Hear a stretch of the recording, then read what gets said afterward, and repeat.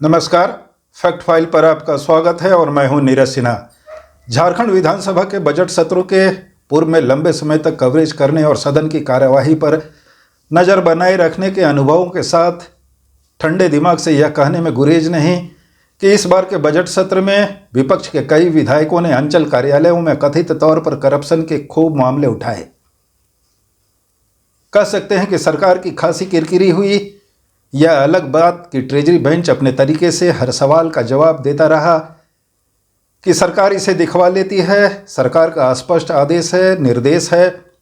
अगर ऐसी कोई बात हुई तो कार्रवाई होगी, जांच कर दोषियों के खिलाफ कार्रवाई करेंगे। लेकिन बजट सत्र में विधायकों ने जिन किस्मों के आरोप लगाए और जिस तरह के सवालों से सरकार की घेराबंदी करने की कोशिशें की, उसके संकेत साफ हैं कि निचले स्तर पर सीओ और बीडीओ ऑफिस, जिनसे आम आदमी का सबसे ज़्यादा वास्ता पड़ता है, उसने बेशक सिस्टम का चेहरा दागदार बना रखा है और यही वजह है। और यहीं से शुरू होते हैं शासन के इकबाल पर भी सवाल खड़े होने।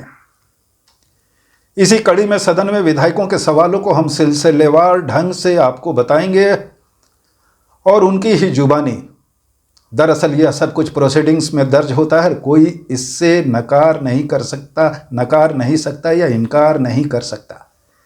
2 दिन पहले ही झारखंड लोकतांत्रिक क्रांतिकारी मोर्चा के प्रमुख और डुमरी से विधायक जयराम कुमार महतो ने शून्यकाल में यह सवाल उठाया था कि अंचल कार्यालयों में आम आदमी किन परेशानियों से जूझ रहा है और कैसे वहां भ्रष्टाचार व्याप्त है। जयराम कुमार महतो ने क्या कुछ कहा था, उसे सुनिए। स्थिति यह है कि कागज किसी का तो जमीन पर दखल किसी का।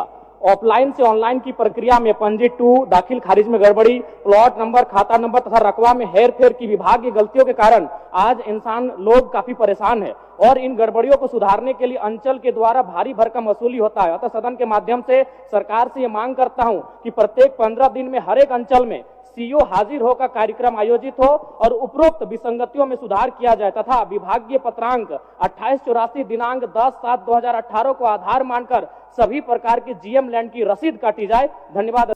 वैसे जयराम अंचल और ब्लॉक कार्यालयों में, थानों में कथित तौर पर करप्शन और सिस्टम को लेकर पूरे सत्र में सबसे ज्यादा मुखर रहे हैं।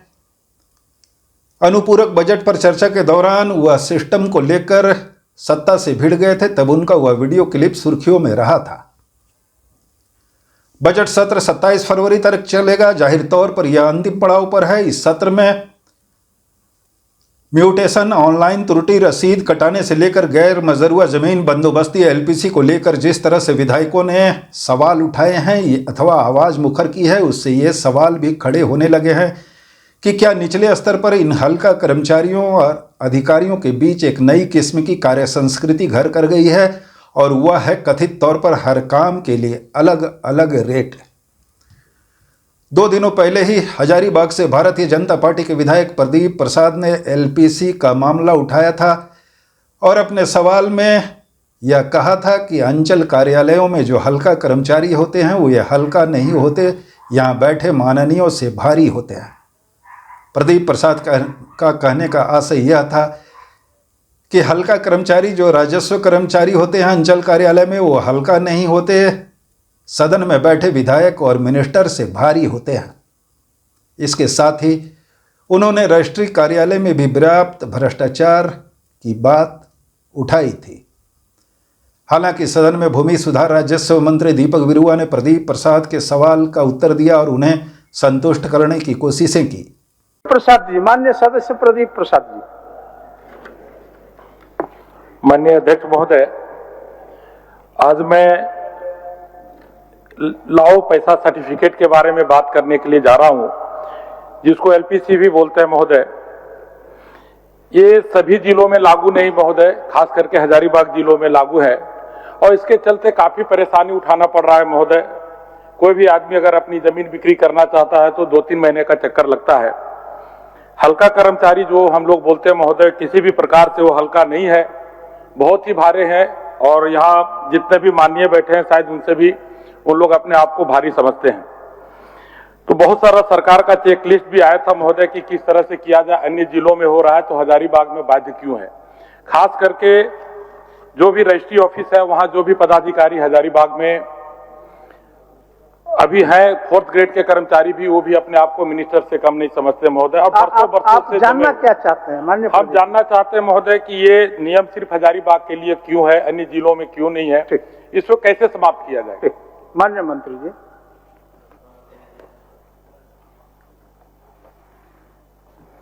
अध्यक्ष महोदय, माननीय सदस्य एलपीसी के बारे में पूछ रहे हैं कि अंचल अधिकारी द्वारा एलपीसी क्यों निर्गत नहीं की जाती, जिस कारण से भूस्वामियों को दिक्कतें आ रही है। यही माननीय का मूल सवाल का भावना। तो इसमें अस्पष्ट है अध्यक्ष महोदय, हमने स्पष्ट कर दिए विभाग की तरफ से WPC नंबर 6184 राजेश्वर प्रसाद सिंह बनाम राज्य सरकार वाला में नया निर्णय आया था। उसके आलोक में 2016 में विभाग द्वारा संकल्प निकाली गई, जिसमें स्पष्ट किया गया है कि एलपीसी नहीं रहने पर भी यदि रजिस्टर 2 है, म्यूटेशन का करेक्शन स्लिप है या खतियान का सर्टिफाइड कॉपी है, किसी भी कागजात के उपलब्ध होने पर उसको कहीं से कोई दिक्कत नहीं है ये करने में। तो एलपीसी का अनिवार्यता नहीं है, ये चारों में से कोई भी चीज रहने से उसका काम आसानी से हो सकता है। बजट सत्र में ही भारतीय जनता पार्टी के विधायक नवीन जायसवाल ने ऑनलाइन में त्रुटियों के बाद लोगों को परेशान किए जाने पर सरकार का ध्यान खींचने की कोशिश की थी। वह भी कम गंभीर नहीं था। सुनिए वह क्लिप कि कैसे ऑनलाइन में लोगों की जमीन का खाता प्लॉट नंबर बदल गया और उसे सुधारने के लिए बाबू अफसर को कैसे खुश करना पड़ता है। माननीय मंत्री जी गंभीर है जमीन जायदाद के काम में। मेरा यही कहना है, इन्होंने जो कहा कि मैनुअल म्यूटेशन हुआ था, मैनुअल रसीद अप टू डेट चला, तो मैनुअल कब तक चला? 14-15 तक चला। इन्होंने कहा 2018। 2014-15 के बाद सर ऑनलाइन हो गया। ऑनलाइन में होने के बाद क्या हुआ कि खाता नंबर चेंज हो गया। अगर 5 एकड़ जमीन है तो 5 डिसमिल हो गया, प्लॉट नंबर चेंज हो गया हर प्रखंड में। और मुझे लगता है कि जो अफसर थे जो डेटा एंट्री कर रहे थे, जानबूझकर उसको वेग कर दिया। आम आदमी, आज हम लोग कम से कम 100 चिट्ठी लिखे हैं कि मैनुअल आपका रसीद कट रहा था, ऑनलाइन में 5 एकड़ की जगह 5 डिसमिल हो गया, सुधार दीजिए। प्लॉट नंबर गलत लिखा गया, 902 है तो 900 हो गया, 2 में एरर है। वैसे सभी अंचलों में जो मैनुअल हो रहा था, ऑनलाइन में त्रुटि के कारण, ह्यूमन एरर के कारण गलती हो गया, तो कैंप लगा लगा के उसका सुधार करा दिया जाए। उसमें भी सीओ 25,000 रुपया घूस मांगेगा, 50,000 रुपया घूस मांगेगा। मेरे पास प्रमाण है अध्यक्ष महोदय। इसीलिए मैं मंत्री जी गंभीर हैं। मेरा एक निवेदन है मंत्री। अब नवीन जायसवाल ने ऑनलाइन त्रुटियों को लेकर जनता की परेशानी के बारे में जो कुछ कहा था उसकी एक वानगी देखिए। 24 मार्च सोमवार को धनबाद एंटी करप्शन ब्यूरो की टीम ने गोमिया अंचल के राजस्व कर्मचारी ललन कुमार को 20,000 रुपये घूस लेते हुए रंगे हाथ गिरफ्तार किया है। ऑनलाइन में नाम सुधारने के लिए ललन कुमार ने 1 लाख रुपये की घूस मांगी थी। जी हां, 1 लाख रुपये। पीड़ित व्यक्ति ने एसीबी में अपनी शिकायत दर्ज कराई थी और इस शिकायत के सत्यापन के बाद एसीबी ने जाल बिछाया और ललन कुमार को रंगे हाथ 20,000 रुपये घूस लेते हुए गिरफ्तार किया गया। सहज अंदाजा लगाया जा सकता है कि ऑनलाइन में नाम सुधारने के लिए राजस्व कर्मचारी 1 लाख रुपये तक की घूस मांगते हैं। इससे पहले विधानसभा में भारतीय जनता पार्टी के ही विधायक राज सिन्हा ने भूमि ऐप के लॉक को लेकर जो सवाल उठाए थे वह भी सुर्खियों में रहा है।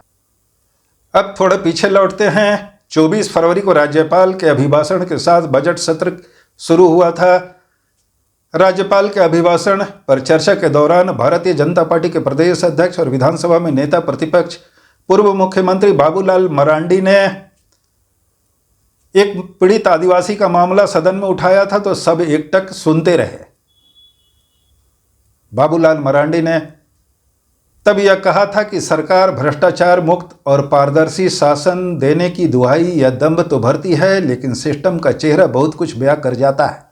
बाबूलाल मरांडी ने रांची के एक पीड़ित आदिवासी इंद्रदेव मुंडा का सवाल उठाते हुए क्या कुछ कहा था, उसे सुना जा सकता है। स्थिति क्या है, अंचल में क्या है, थाना में क्या है, किसी से ये छुपा हुआ नहीं है। छोटा काम हो या बड़ा काम हो, किसी से पैसा नहीं, किसी से बिना पैसे के काम नहीं होता है। अध्यक्ष महोदय, सिविल कोर्ट में केस लड़ा और सिविल कोर्ट में केस उनको जीता, डिग्री मिला, आज तक उनका रसीद नहीं कटा। आज मैंने उनको बुला करके पूछा क्या हुआ, बोला कि अब सरकार फिर से गई है सिविल कोर्ट में। अब बताइए गरीबों को कैसे न्याय मिलेगा।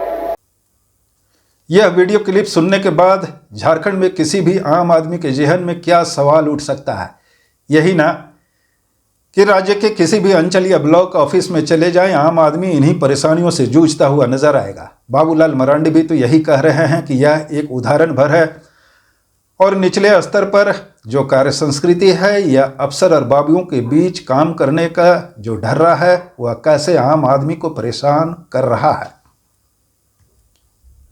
वैसे भी आम बोलचाल में यही तो कहा जाता है कि निचले स्तर पर नौकरशाही और बाबूगिरी यूं ही नहीं सर चढ़कर बोलता है, जब ऊपर से ढील मिली होती है तो पूरा सिस्टम कथित तौर पर सबसे ठे वाले एक शब्द में सिमट जाता है।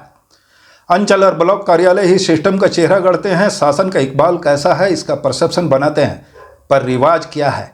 यही ना कि किसी दरख्वास्त पर बाबू से लेकर अफसर की कलम तभी चलेगी जब आम आदमी उनकी फरमान को पूरा करेगा। टेबल पर फाइलों की ढेर लग जाए, कोई फर्क नहीं, इन फाइलों ने अब तक कुछ दिया नहीं है, जब तक कुछ मिलेगा नहीं, यूं ही इस पर धूल की परत जमती रहेगी। अब विधानसभा के बजट सत्र में विपक्ष के विधायकों ने जिन सवालों को उठाए अंचल कार्यालयों में कथित करप्शन को लेकर, उसी सिलसिले में थोड़ा पीछे लिए चलते हैं कि 23 दिसंबर को मुख्यमंत्री हेमंत सोरेन ने राज्य के आला अफसरों के साथ एक उच्च स्तरीय बैठक की थी। तब इस बैठक में उन्होंने बेलाग दो टुक कहा था कि अंचल कार्यालयों में बिचौलिए हावी हैं और अंचल कार्यालय करप्शन के अड्डे हैं। उड़न दस्ते गठित कर अंचल कार्यालयों में भेजे जाएं और भ्रष्टाचार में लिप्त अधिकारियों कर्मचारियों के खिलाफ सख्त कार्रवाई की जाए। 4 फरवरी को धनबाद में झारखंड मुक्ति मोर्चा के स्थापना दिवस समारोह में भी हेमंत सोरेन ने यह कहा था कि अंचल और ब्लॉक कार्यालयों में बिचौलिए हावी हैं, सरकार सख्त कार्रवाई करेगी और ऐसे अधिकारियों को जो भ्रष्टाचार में लिप्त है उन्हें बर्खास्त करेगी।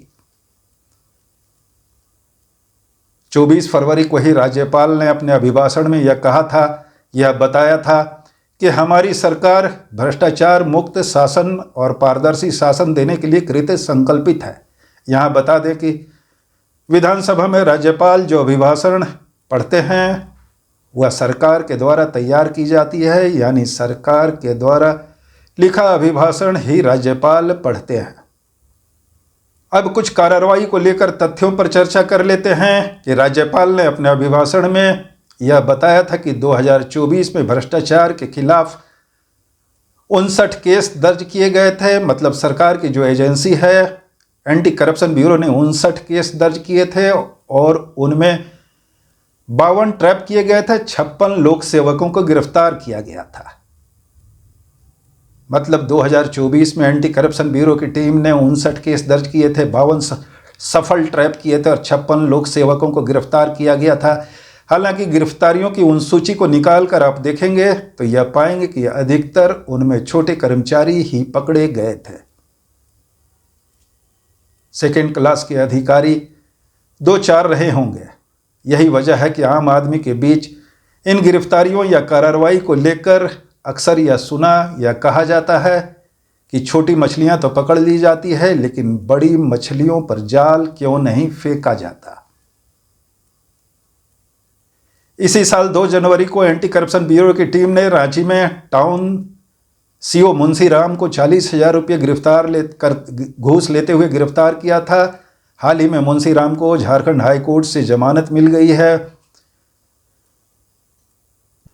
ध्यान रहे पिछले साल प्रवर्तन निदेशालय ईडी की टीम ने रांची के कई अंचल ऑफिसों में छापेमारी की थी और बड़े पैमाने पर फर्जी दस्तावेज बरामद किए थे। ईडी की टीम ने कई बड़े कारोबारियों, जमीन दलालों, बिचौलियों और अफसरों को गिरफ्तार कर जेल भेजा था। तब ईडी ने यह खुलासा किया था कि रांची में सेना की जमीन भी फर्जी ढंग से बेच दी गई। इनके अलावा कोलकाता से फर्जी तरीके से रजिस्ट्री के पेपर तैयार कर रांची में कई बड़े भूखंड की खरीद बिक्री हुई। ईडी ने जिन अधिकारियों, कारोबारियों और बिचौलियों को जेल भेजा था, उनमें अब भी कई सलाखों के पीछे है। और अंत में राज्य के भूमि सुधार राजस्व मंत्री दीपक बिरुआ झारखंड आंदोलनकारी रहे हैं। संघर्ष से उन्होंने यह मुकाम हासिल किया है। सरकार में उन्हें महत्वपूर्ण जिम्मेदारी मिली है। विधानसभा में विधायकों के सवाल का उत्तर वह बहुत सहज और सरल ढंग से देकर संतुष्ट करने की कोशिशें करते हैं। कोई ओछी टिप्पणी नहीं करते। यह बेजा अनर्गल आरोप किसी पर नहीं लगाते। उम्मीद की जानी चाहिए कि अंचल कार्यालयों में कथित करप्शन को लेकर और हर काम के लिए रेट बांधे जाने को लेकर जो आरोप लगाए जाते रहे हैं या जो सवाल उठाए जाते रहे हैं और जिस तरह से बिचौलियों का रिवाज पनपा है, उसे रोकने में वह सख्त और सकारात्मक कार्रवाई करेंगे। शुक्रिया, धन्यवाद। फैक्ट फाइल के साथ बने रहें, लाइक करें, सब्सक्राइब करें